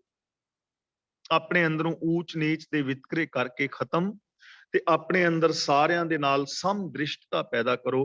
ਇੱਕ ਨਜ਼ਰੀਏ ਦੇ ਨਾਲ ਸਾਰਿਆਂ ਨੂੰ ਵੇਖੋ, ਇੱਕੋ ਜਿਹਾ ਪਿਆਰ ਵਾਲਾ ਵਿਹਾਰ ਸਾਰਿਆਂ ਦੇ ਨਾਲ ਕਰਨ ਦਾ ਯਤਨ ਕਰੋ। ਫਰੀਦਾ ਰਾਤ ਕਥੂਰੀ ਵੰਡੀ ਹੈ, ਸੁੱਤਿਆਂ ਮਿਲੇ ਨਾ ਭਾਓ, ਜਿਨ੍ਹਾਂ ਨੈਣ ਨੀਂਦਰਾਵਲੇ ਤਿਨਾਂ ਮਿਲਣ ਕੋ ਆਓ। ਇੱਥੇ ਜਿਨ੍ਹਾਂ ਦੇ ਪੈਰ ਥੱਲੇ ਹਾਹਾ ਹੈ, ਜਿਨ੍ਹਾਂ, ਇੱਥੇ ਥੋੜਾ ਭਾਰਾ ਕਰਕੇ ਬੋਲਣਾ ਹੈ, ਤੇ ਨੀਂਦ ਰਾਵਲੇ ਨਹੀਂ ਬੋਲਣਾ। ਇੱਥੇ ਦੱਦੇ ਦੇ ਪੈਰ ਥੱਲੇ ਅੱਧਾ ਰਾਰਾ ਹੈ ਤੇ ਅੱਧੇ ਦੀ ਆਵਾਜ਼ ਆਉਣੀ ਚਾਹੀਦੀ। ਨੀਂਦਰਾ ਜਿਵੇਂ ਬੋਲਣਾ ਨਾ, ਨੀਂਦਰਾ ਬਿਹਾਰੀ ਲਾ ਕੇ ਨੰਨੇ ਦੇ ਨਾਲ, ਨੀਂਦਰਾਵਲੇ। ਤਿਨਾਂ, ਇੱਥੇ ਤਿਨਾਂ ਦੇ ਨੰਨੇ ਥੱਲੇ ਵੀ ਹਾਹਾ ਹੈ, ਇਹਨੂੰ ਤਿਨਾਂ ਨਹੀਂ ਬੋਲਣਾ, ਤਿੰਨਾਂ ਵੀ ਨਹੀਂ ਬੋਲਣਾ, ਤਿਨਾਂ ਮਿਲਣ ਕੋ ਆਓ। ਤਾਂ ਬਾਬਾ ਫਰੀਦ ਜੀ ਸਮਝਾ ਰਹੇ ਹਨ, ਕਥੂਰੀ ਦਾ ਮਤਲਬ ਕਸਤੂਰੀ, ਭਾਉ ਦਾ ਮਤਲਬ ਹਿੱਸਾ। ਜਿਵੇਂ ਰਾਤ ਨੂੰ ਕਥੂਰੀ ਵੰਡੀ ਦੀ ਹੋਵੇ, ਕਸਤੂਰੀ ਬਣ ਰਿਹਾ ਹੋਏ ਕੋਈ, ਸੁੱਤਿਆਂ ਮਿਲੇ ਨਾ ਭਾਓ। ਪਰ ਜੇ ਕੋਈ ਬੰਦਾ ਸੌਂ ਜਾਏ ਤੇ ਉਹ ਸੁੱਤੇ ਬੰਦੇ ਨੂੰ ਹਿੱਸਾ ਨਹੀਂ ਨਾ ਮਿਲੇਗਾ। ਸੁੱਤੇ ਬੰਦੇ ਨੂੰ ਹਿੱਸਾ ਨਹੀਂ ਮਿਲੇਗਾ ਕਿਉਂਕਿ ਉਹ ਸੌਂ ਗਿਆ। ਇਸੇ ਤਰ੍ਹਾਂ ਇਸ ਜ਼ਿੰਦਗੀ ਦੀ ਰਾਤ ਦੇ ਅੰਦਰ ਵੀ ਕਸਤੂਰੀ ਵੰਡੀ ਜਾ ਰਹੀ ਹੈ। ਜਿੰਨੇ ਵੀ ਅਸ਼ੁਭ ਗੁਣ ਨੇ, ਸਤ ਸੰਤੋਖ ਆਦਿਕ, ਇਨਸਾਨੀਅਤ, ਪਿਆਰ ਮੁਹੱਬਤ, ਚੜ੍ਹਦੀ ਕਲਾ, ਵਿਗਾਸਤਾ, ਵਿਕਾਸਤਾ, ਜਿੰਨੇ ਵੀ ਇਹ ਗੁਣ ਨੇ ਵੰਡੇ ਜਾ ਰਹੇ ਨੇ। ਪਰ ਜਿਹੜੇ ਸੌਂ ਗਏ ਨੇ ਉਹ ਨਹੀਂ ਨਾ ਲੈ ਪਾਉਂਦੇ। ਹੁਣ ਸੌਣ ਦਾ ਮਤਲਬ ਇਹ ਨਹੀਂ ਕਿ ਰਜਾਈ ਲੈ ਕੇ ਸੌਂ ਗਏ। ਸੌਂ ਗਏ ਦਾ ਮਤਲਬ ਜਿਹੜੇ ਇਹ ਗੁਣ ਇਕੱਠੇ ਕਰਨ ਵੱਲੋਂ ਅਵੇਸਲੇ ਹੋ ਗਏ। ਅੰਦਰ ਸੱਚ ਹੈ ਪਰ ਉਹ ਅਵੇਸਲੇ ਨੇ, ਸੱਚ ਬੋਲ ਨਹੀਂ ਰਹੇ। ਪਿਆਰ ਦੇ ਨਾਲ ਰਹਿ ਸਕਦੇ ਸੀ ਪਰ ਉਹ ਅਵੇਸਲੇ ਨੇ, ਪਿਆਰ ਵੱਲੋਂ ਰਹਿ ਨਹੀਂ ਰਹੇ ਪਿਆਰ ਨਾਲ। ਇਨਸਾਨੀਅਤ ਅੰਦਰ ਹੈ ਪਰ ਉਹ ਅਵੇਸਲੇ ਨੇ ਇਨਸਾਨੀਅਤ ਵਾਲੀ ਜ਼ਿੰਦਗੀ ਜੀਣ ਤੋਂ, ਤਾਂ ਉਹਨਾਂ ਨੂੰ ਹਿੱਸਾ ਕਿਵੇਂ ਮਿਲੇ? ਹਿੱਸਾ ਤੇ ਸਾਰਿਆਂ ਨੂੰ ਮਿਲ ਸਕਦਾ ਹੈ, ਜਿੰਨਾ ਮਰਜ਼ੀ ਲੈ ਲਓ, ਤੁਹਾਡੀ ਮਰਜ਼ੀ। ਪਰ ਜੇ ਕੋਈ ਜਾਗਦਾ ਹੋਏਗਾ ਤਾਂ ਹੈ ਨਾ, ਜੇ ਕੋਈ ਜਾਗਰਿਤ ਹੋਏਗਾ, ਜੇ ਕੋਈ ਸੁਚੇਤ ਹੋਏਗਾ, ਜੇ ਕੋਈ ਚਾਹੇਗਾ ਤਾਂ ਬਾਬਾ ਫਰੀਦ ਜੀ ਕਹਿੰਦੇ ਨੇ ਇਸ ਸੰਸਾਰ ਦੇ ਅੰਦਰ ਜ਼ਿੰਦਗੀ ਦੀ ਰਾਤ ਵਿੱਚ ਮਾਨੋ ਕਸਤੂਰੀ ਵੰਡੀ ਜਾ ਰਹੀ ਹੈ, ਹਰ ਪਲ ਵੰਡੀ ਜਾ ਰਹੀ ਹੈ। ਪਰ ਜਿਹੜੇ ਲੋਕ ਗਫਲਤ ਦੀ ਨੀਂਦ ਵਿੱਚ ਸੌਂ ਗਏ ਨੇ ਉਹ ਆਪਣੇ ਹਿੱਸੇ ਤੋਂ ਵਾਂਝੇ ਰਹਿ ਜਾਂਦੇ ਨੇ। ਜਿਨ੍ਹਾਂ ਨੈਣ ਨੀਂਦਰਾਵਲੇ, ਜਿਨ੍ਹਾਂ ਦਾ ਮਤਲਬ, ਜਿਨ੍ਹਾਂ ਦੇ ਨੀਂਦਰਾਵਲੇ ਦਾ ਮਤਲਬ ਨੀਂਦ ਦੇ ਨਾਲ ਕੁੱਟੇ ਹੋਏ, ਮਿਲਣ ਦਾ ਮਤਲਬ ਮੇਲ ਪ੍ਰਾਪਤੀ, ਕੁਆਓ ਦਾ ਮਤਲਬ ਕਿੱਥੋਂ। ਜਿਨ੍ਹਾਂ ਨੈਣ ਨੀਂਦਰਾਵਲੇ, ਜਿਨ੍ਹਾਂ ਦੀਆਂ ਅੱਖਾਂ ਨੀਂਦਰੀਆਂ ਨੇ, ਉਹਨਾਂ ਦਾ ਮਿਲਾਪ ਕਿੱਥੋਂ। ਜੇ ਹੁਣ ਪ੍ਰਭੂ ਨਾਲ ਮਿਲਣਾ ਹੈ, ਪ੍ਰਭੂ ਦਾ ਮਿਲਾਪ ਦਾ ਮਤਲਬ ਜਿਹੜੇ ਅੰਦਰ ਰੱਬੀ ਗੁਣ ਨੇ, ਜੇ ਉਹਨਾਂ ਦੇ ਧਾਰਨੀ ਹੋਣਾ ਹੈ, ਤੇ ਜੇ ਬੰਦੇ ਦੀ ਜ਼ਿੰਦਗੀ ਦੇ ਅੰਦਰ ਜਾਗਰਤੀ ਹੀ ਨਹੀਂ ਹੈ, ਅਵੇਸਲਾਪਨ ਹੈ, ਗਫਲਤ ਹੈ, ਤਾਂ ਕਿਵੇਂ ਉਹਨੂੰ ਗੁਣ ਮਿਲਣਗੇ। ਦੂਜੀ ਗੱਲ, ਜੇ ਅਸੀਂ ਆਪਣੇ ਸੰਸਾਰਿਕ ਮਿਲਵਰਤਨ ਨੂੰ ਮਿਸਾਲ ਲੈ ਕੇ ਗੱਲ ਸਮਝੀਏ ਤਾਂ ਵੀ ਦੇਖੋ, ਅਸੀਂ ਭੈਣਾਂ ਭਰਾ ਹਾਂ, ਰਿਸ਼ਤੇਦਾਰ ਹਾਂ, ਸੱਜਣ ਮਿੱਤਰ ਹਾਂ, ਤਾਂ ਸਾਡਾ ਮੇਲ ਮਿਲਾਪ ਕਿਵੇਂ ਬਣ ਸਕਦਾ ਹੈ? ਜੇ ਸਾਡੇ ਵਿੱਚ ਚਾਹਤ ਹੋਵੇ, ਗੁਣ ਹੋਣ, ਇੱਕ ਦੂਜੇ ਨਾਲ ਵਿਸ਼ਵਾਸ ਦੇ ਨਾਲ ਰਹੀਏ, ਇੱਕ ਦੂਜੇ ਦੀ ਹੈਲਪ ਕਰੀਏ, ਤਾਂ ਹੀ ਹੈ ਨਾ। ਤੇ ਜੇ ਸਾਡੀਆਂ ਅੱਖਾਂ ਵਿੱਚ ਨੀਂਦਰ ਹੋਵੇ, ਨੀਂਦਰਾਵਲੇ ਦਾ ਮਤਲਬ ਅਸੀਂ ਅਵੇਸਲੇ ਹੋਈਏ ਮੇਲ ਮਿਲਾਪ ਵੱਲੋਂ, ਸੱਚ ਵੱਲੋਂ, ਦਇਆ ਵੱਲੋਂ, ਤਾਂ ਸਾਡਾ ਮੇਲ ਮਿਲਾਪ ਕਿਵੇਂ ਹੋ ਸਕਦਾ? ਨਹੀਂ ਹੋ ਸਕਦਾ। ਰੱਬੀ ਗੁਣਾਂ ਦੇ ਨਾਲ, ਪ੍ਰਭੂ ਦੇ ਨਾਲ ਜੇ ਅਸਾਂ ਮਿਲਣਾ ਹੈ, ਅਬ ਤੋਂ ਜਾਏ ਚੜ੍ਹੇ ਸਿੰਘਾਸਨ, ਮਿਲੇ ਹੈ ਸਾਰਿੰਗ ਪਾਣੀ। ਜੇ ਆਪਣੀ ਸੁਰਤ ਨੂੰ ਰੱਬੀ ਗੁਣਾਂ ਦੇ ਵਿੱਚ ਅਸਾਂ ਜੋੜਨਾ ਹੈ ਤਾਂ ਸਾਡੇ ਅੰਦਰ ਚਾਹਤ ਤਾਂ ਚਾਹੀਦੀ ਹੈ ਨਾ। ਤੇ ਜੇ ਕੋਈ ਇਸ ਗੱਲੋਂ ਅਵੇਸਲਾ ਹੈ ਤਾਂ ਉਹਦਾ ਮਿਲਾਪ ਕਿਵੇਂ ਹੋਏਗਾ? ਭਾਵ ਉਹਦਾ ਮਿਲਾਪ ਨਹੀਂ ਹੋ ਸਕਦਾ।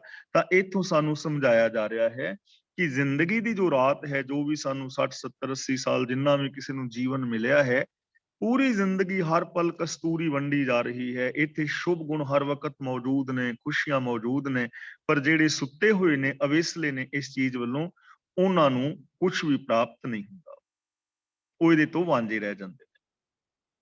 ਤੇ ਜਿਹੜੇ ਸ਼ੁਭ ਗੁਣਾਂ ਦੇ ਧਾਰਨੀ ਨਹੀਂ ਹੋਣਾ ਚਾਹੁੰਦੇ, ਜੋ ਪ੍ਰਭੂ ਦੇ ਅੰਦਰ ਅਪੇਦ ਨਹੀਂ ਹੋਣਾ ਚਾਹੁੰਦੇ, ਉਹਨਾਂ ਦਾ ਮਿਲਾਪ ਕਦੇ ਵੀ ਨਹੀਂ ਹੁੰਦਾ, ਉਹ ਮਿਲਾਪ ਤੋਂ ਵਾਂਝੇ ਰਹਿ ਜਾਂਦੇ। ਫਰੀਦਾ, ਮੈਂ ਜਾਣਿਆ ਦੁੱਖ ਮੁਝ ਕੂ, ਦੁੱਖ ਸਬਾਇਐ ਜਗ। ਇਹਨੂੰ ਸਬਾਈਏ ਨਹੀਂ ਪੜਨਾ, ਸਬਾਇਐ, ਕਿਉਂਕਿ ਈੜੀ ਦੇ ਨਾਲ ਸਿਹਾਰੀ ਹੈ। ਸਬਾਈਏ ਤਾਂ ਬਣਦਾ ਸੀ ਜੇ ਈੜੀ ਨਾਲ ਬਿਹਾਰੀ ਹੁੰਦੀ। ਫਰੀਦਾ, ਮੈਂ ਜਾਣਿਆ ਦੁੱਖ ਮੁਝ ਕੂ, ਦੁੱਖ ਸਬਾਇਐ ਜਗ, ਉੱਚੇ ਚੜ ਕੇ ਦੇਖਿਆ ਤਾਂ ਘਰ ਘਰ ਇਹ ਅੱਗ। ਮੁਝ ਕੂ ਦਾ ਮਤਲਬ ਮੈਨੂੰ, ਸਬਾਇਐ ਜਗ ਦਾ ਮਤਲਬ ਸਾਰੇ ਜਗਤ ਵਿੱਚ। ਬਾਬਾ ਫਰੀਦ ਜੀ ਕਹਿੰਦੇ ਨੇ, ਮੈਂ ਪਹਿਲਾਂ ਮਨ ਦੇ ਟੋਏ ਟਿੱਬੇ ਤੋਂ ਪੈਦਾ ਹੋਏ ਦੁੱਖ ਵਿੱਚ ਘਾਬਰ ਗਿਆ ਔਰ ਮੈਂ ਸਮਝਿਆ ਕਿ ਦੁੱਖ ਸਿਰਫ ਮੈਨੂੰ ਹੈ, ਮੈਂ ਹੀ ਦੁਖੀ ਹਾਂ, ਕੱਲਾ ਮੈਂ ਹੀ ਦੁਖੀ ਹਾਂ। ਪਰ ਅਸਲੀਅਤ ਇਹ ਨਹੀਂ ਹੈ ਕਿ ਕੱਲਾ ਮੈਂ ਦੁਖੀ ਹਾਂ। ਦੁੱਖ ਸਬਾਇਐ ਜਗ, ਦੁੱਖ ਤੇ ਸਾਰੇ ਜਗਤ ਦੇ ਵਿੱਚ ਵਾਪਰ ਰਿਹਾ ਹੈ। ਜਿਹੜਾ ਵੀ ਟੋਏ ਟਿੱਬਿਆਂ ਦੇ ਚੱਕਰ ਵਿੱਚ ਪਿਆ ਹੈ, ਉਹ ਤੇ ਸਾਰੇ ਜਗਤ ਵਿੱਚ ਦੁੱਖ ਹੈ। ਜਿਹੜਾ ਵੀ ਇਸ ਜਗਤ ਦੇ ਅੰਦਰ ਵਿਕਾਰਾਂ ਦੇ ਨਾਲ ਜੁੜਿਆ ਹੋਇਆ ਹੈ, ਉਹ ਹਰ ਬੰਦਾ ਹੀ ਦੁਖੀ ਹੈ। ਉੱਚੇ ਚੜ ਕੇ ਦੇਖਿਆ, ਉੱਚੇ ਚੜ ਕੇ ਦਾ ਮਤਲਬ ਦੁੱਖਾਂ ਤੋਂ ਉੱਚਾ ਹੋ ਕੇ, ਨਿਸਪਕਸ਼ ਹੋ ਕੇ ਜਦੋਂ ਮੈਂ ਵੇਖਿਆ ਪਰਖਿਆ, ਤਾਂ ਘਰ ਘਰ ਇਹ ਅੱਗ ਦਾ ਮਤਲਬ ਘਰ ਘਰ ਦੇ ਅੰਦਰ ਇਹ ਅੱਗ ਬਲ ਰਹੀ ਹੈ। ਜਦੋਂ ਮੈਂ ਆਪਣੇ ਦੁੱਖਾਂ ਤੋਂ, ਸਵਾਰਥਾਂ ਤੋਂ ਉਚੇਰਾ ਹੋ ਕੇ ਧਿਆਨ ਮਾਰਿਆ, ਤਾਂ ਵੇਖਿਆ ਕਿ ਹਰੇਕ ਘਰ ਵਿੱਚ ਹੀ ਅੱਗ ਬਲ ਰਹੀ ਹੈ। ਭਾਵ ਇੱਥੇ ਤਾਂ ਆਮ ਜੋ ਜਨਤਾ ਹੈ ਉਹ ਦੁਖੀ ਹੈ। ਇਸ ਚੀਜ਼ ਨੂੰ ਥੋੜਾ ਜਿਹਾ ਅਸੀਂ ਸਮਝੀਏ। ਪਹਿਲਾਂ ਅਸੀਂ ਲੱਕੜਾਂ ਬਾਲਦੇ ਸਾਂ, ਪਾਥੀਆਂ ਗੋਹੇ ਬਾਲਦੇ ਸਾਂ, ਤੇ ਪਾਥੀਆਂ ਬਾਲਣੀਆਂ, ਲੱਕੜਾਂ ਬਾਲਣੀਆਂ, ਧੂਆਂ ਉੱਠਦਾ ਸੀ ਤੇ ਦੂਰੋਂ ਪਤਾ ਲੱਗ ਜਾਂਦਾ ਸੀ ਵੀ ਅੱਗ ਬਲ ਰਹੀ ਹੈ ਘਰ ਦੇ ਅੰਦਰ, ਦੂਰੋਂ ਪਤਾ ਲੱਗ ਜਾਂਦਾ ਸੀ। ਫਿਰ ਹੌਲੇ ਹੌਲੇ ਸਟੋਵ ਆ ਗਏ, ਮਿੱਟੀ ਦੇ ਤੇਲ ਵਾਲੇ। ਹੁਣ ਜਦੋਂ ਸਟੋਵ ਦੀ ਧੂਆਂ ਨਹੀਂ ਨਿਕਲਦਾ, ਬਹੁਤ ਜ਼ਿਆਦਾ ਧੂਆਂ ਨਹੀਂ ਨਿਕਲਦਾ, ਥੋੜਾ ਜਿਹਾ ਹੁੰਦਾ, ਬਾਹਰ ਨਹੀਂ ਆਉਂਦਾ ਉਹ। ਪਰ ਜਦੋਂ ਨੇੜੇ ਜਾਈਏ ਤੇ ਸਟੋਵ ਦੀ ਆਵਾਜ਼ ਆਉਂਦੀ ਹੈ, ਦੂਰੋਂ ਨਹੀਂ ਦਿਸਦੀ, ਪਰ ਨੇੜੇ ਜਾਈਏ ਤੇ ਆਵਾਜ਼ ਆਉਂਦੀ ਹੈ, ਤੇ ਪਤਾ ਲੱਗਦਾ ਵੀ ਅੱਗ ਤੇ ਬਲ ਰਹੀ ਹੈ, ਪਰ ਸਟੋਵ ਬਲ ਰਿਹਾ ਹੈ, ਧੂਆਂ ਨਹੀਂ ਨਿਕਲ ਰਿਹਾ। ਤੇ ਅੱਜ ਕੱਲ ਗੈਸ ਸਿਲੰਡਰ ਆ ਗਏ, ਬਿਜਲੀ ਦੇ ਹੀਟਰ ਆ ਗਏ, ਇਹਨਾਂ ਦੀ ਨਾ ਆਵਾਜ਼ ਹੈ ਨਾ ਇਹਨਾਂ ਦਾ ਧੂਆਂ ਹੈ। ਜਦੋਂ ਬਿਲਕੁਲ ਨੇੜੇ ਚਲੇ ਜਾਈਏ ਫਿਰ ਪਤਾ ਲੱਗਦਾ ਵੀ ਅੱਗ ਤੇ ਇੱਥੇ ਵੀ ਬਲਦੀ ਹੈ। ਤਾਂ ਕਈਆਂ ਲੋਕਾਂ ਦੇ ਦੁੱਖਾਂ ਦਾ ਪਤਾ ਲੱਗ ਜਾਂਦਾ ਹੈ, ਧੂਆਂ ਬਾਹਰ ਨਿਕਲ ਗਿਆ, ਪਤਾ ਲੱਗ ਗਿਆ ਵੀ ਉਹ ਦੁਖੀ ਨੇ, ਪਤਾ ਲੱਗ ਗਿਆ ਦੁਖੀ ਨੇ, ਦੁੱਖਾਂ ਦਾ ਪਤਾ ਲੱਗ ਗਿਆ। ਬੇਇੱਜ਼ਤੀ ਕਿਸੇ ਦੀ ਹੋਈ, ਅਖਬਾਰ ਵਿੱਚ ਛਪ ਗਈ। ਲੇਕਿਨ ਦੂਜੇ ਕੁਝ ਐਸੇ ਨੇ ਕਿ ਉਹਨਾਂ ਨੇ ਧੂੰ ਬਾਹਰ ਤਾਂ ਨਹੀਂ ਨਿਕਲਣ ਦਿੱਤਾ। ਸਟੋਵ ਜਦੋਂ ਨੇੜੇ ਗਏ ਤੇ ਆਵਾਜ਼ ਆਈ, ਜਦੋਂ ਗੱਲਬਾਤ ਕੀਤੀ ਤਾਂ ਫਿਰ ਉਹਨਾਂ ਨੇ ਆਪਣੇ ਦੁੱਖ ਦੱਸੇ ਕਿ ਦੁਖੀ ਤੇ ਮੈਂ। ਤੇ ਤੀਜੇ ਕੁਝ ਐਸੇ ਲੋਕ ਨੇ ਜਿਨ੍ਹਾਂ ਨੇ ਗੱਲਬਾਤ ਵੀ ਨਹੀਂ ਕੀਤੀ, ਧੂਆਂ ਉਹਨਾਂ ਦਾ ਬਾਹਰ ਵੀ ਨਹੀਂ ਨਿਕਲਿਆ, ਲੇਕਿਨ ਉਹ ਅੰਦਰੇ ਅੰਦਰ ਦੁਖੀ ਨੇ। ਜਦੋਂ ਅਸੀਂ ਉਹਨਾਂ ਦੇ ਨੇੜੇ ਗਏ, ਉਹਨਾਂ ਦੀ ਸੋਚ ਨੂੰ ਵੇਖਿਆ ਤੇ ਦੁਖੀ ਉਹ ਵੀ ਨੇ। ਤਾਂ ਹੁਣ ਬਾਬਾ ਫਰੀਦ ਜੀ ਕਹਿ ਰਹੇ ਨੇ ਕਿ ਜਿਹੜਾ ਵੀ ਇਨਸਾਨ ਟੋਏ ਟਿੱਬੇ ਬਣਾਏਗਾ, ਇੱਕ ਪ੍ਰਭੂ ਦੇ ਨਾਲੋਂ ਟੁੱਟੇਗਾ, ਉਹ ਇਨਸਾਨ ਦੁਖੀ ਰਹੇਗਾ ਹੀ ਰਹੇਗਾ। ਉਹਦੇ ਹਿਰਦੇ ਦੇ ਅੰਦਰ ਅੱਗ ਬਲੇਗੀ, ਕਿਉਂਕਿ ਅੰਦਰ ਇੱਕ ਚੀਜ਼ ਰਹਿਣੀ ਹੈ, ਜਾਂ ਗੁਣ ਜਾਂ ਔਗਣ। ਜੇ ਤੁਹਾਡੀ ਮੈਂਟੈਲਿਟੀ ਦੇ ਅੰਦਰ ਈਰਖਾ ਹੈ ਤਾਂ ਉੱਥੇ ਪ੍ਰੇਮ ਨਹੀਂ ਰਹੇਗਾ, ਤੇ ਜੇ ਪ੍ਰੇਮ ਹੈ ਫਿਰ ਉੱਥੇ ਈਰਖਾ ਦੀ ਅੱਗ ਨਹੀਂ ਰਹੇਗੀ। ਤਾਂ ਬਾਬਾ ਫਰੀਦ ਜੀ ਕਹਿੰਦੇ ਨੇ, ਮੈਂ ਸਮਝਦਾ ਸਾਂ ਕਿ ਇਹਨਾਂ ਟੋਇਆਂ ਟਿੱਬਾਂ ਕਰਕੇ ਮੈਂ ਹੀ ਦੁਖੀ ਹਾਂ, ਪਰ ਇਹ ਟੋਏ ਟਿੱਬੇ ਊਚ ਨੀਚ ਦੇ ਵਿਤਕਰੇ ਔਰ ਗੁਣਾਂ ਤੋਂ ਟੁੱਟਣ ਕਰਕੇ ਤੇ ਸਾਰਾ ਸੰਸਾਰ ਹੀ ਦੁਖੀ ਹੈ। ਹੁਣ ਸਾਹਿਬ ਸ੍ਰੀ ਗੁਰੂ ਅਰਜਨ ਦੇਵ ਜੀ ਮਹਾਰਾਜ ਸਮਝਾ ਰਹੇ ਨੇ, ਇਸ ਸ਼ਲੋਕ ਨੂੰ ਥੋੜਾ ਹੋਰ ਖੋਲ ਕੇ ਦੱਸ ਰਹੇ ਨੇ। ਕਹਿੰਦੇ ਨੇ, ਫਰੀਦਾ ਭੂਮ ਰੰਗਾਵਲੀ ਮੰਝ ਵਿਸੂਲਾ ਬਾਗ। ਭੂਮ ਦਾ ਮਤਲਬ ਧਰਤੀ, ਰੰਗਾਵਲੀ ਦਾ ਮਤਲਬ ਰੰਗ ਆਵਲੀ, ਆਵਲੀ ਦਾ ਮਤਲਬ ਕਤਾਰ, ਸਿਲਸਿਲਾ, ਰੰਗ ਦਾ ਮਤਲਬ ਸੁਹਜ, ਖੁਸ਼ੀ, ਆਨੰਦ। ਰੰਗਾਵਲੀ ਦਾ ਮਤਲਬ ਸੁਹਾਵਣੀ, ਬੜੀ ਸੁੰਦਰ। ਮੰਝ ਦਾ ਮਤਲਬ ਵਿੱਚ, ਵਿਸੂਲਾ ਦਾ ਮਤਲਬ ਵਿਸ਼ ਭਰਿਆ ਹੋਇਆ, ਜ਼ਹਿਰੀਲਾ, ਵਿਓਲਾ। ਨਿਵਾਜਿਆ ਦਾ ਮਤਲਬ ਵਡਿਆਇਆ ਹੋਇਆ। ਤਾਂ ਬਾਬਾ ਫਰੀਦ ਜੀ ਕਹਿੰਦੇ ਨੇ, ਫਰੀਦਾ ਭੂਮ ਰੰਗਾਵਲੀ ਮੰਝ ਵਿਸੂਲਾ ਬਾਗ। ਇਹ ਧਰਤੀ ਤਾਂ ਬੜੀ ਸੁਹਾਵਣੀ ਹੈ, ਇਹ ਧਰਤੀ, ਇਹ ਸੰਸਾਰ ਬਹੁਤ ਸੁਹਾਵਣਾ ਹੈ, ਬੜੀ ਸੁੰਦਰ ਹੈ। ਇਹ ਸੰਸਾਰ ਦੇ ਅੰਦਰ ਕੋਈ ਕਮੀ ਨਹੀਂ, ਕੋਈ ਦੋਸ਼ ਨਹੀਂ। ਇੱਥੇ ਪੂਰਾ ਯੂਨੀਵਰਸ ਆਪਣੇ ਆਪ ਦੇ ਅੰਦਰ ਪਰਿਪੂਰਨ ਹੈ, ਇੱਥੇ ਹਰ ਚੀਜ਼ ਮੁਕੰਮਲ ਹੈ, ਬੜੀ ਸੁਹਾਵਣੀ ਹੈ। ਪਰ ਮੰਝ ਵਿਸੂਲਾ ਬਾਗ, ਲੇਕਿਨ ਬੰਦੇ ਦੇ ਜੋ ਟੋਏ ਟਿੱਬੇ ਨੇ ਨਾ, ਊਚ ਨੀਚ ਦੇ ਵਿਤਕਰਿਆਂ ਵਾਲੀ ਜੋ ਬਿਰਤੀ ਹੈ, ਉਹ ਇਹਦੇ ਅੰਦਰ ਇੱਕ ਜ਼ਹਿਰੀਲਾ ਬਾਗ ਲੱਗਾ ਹੋਇਆ ਹੈ।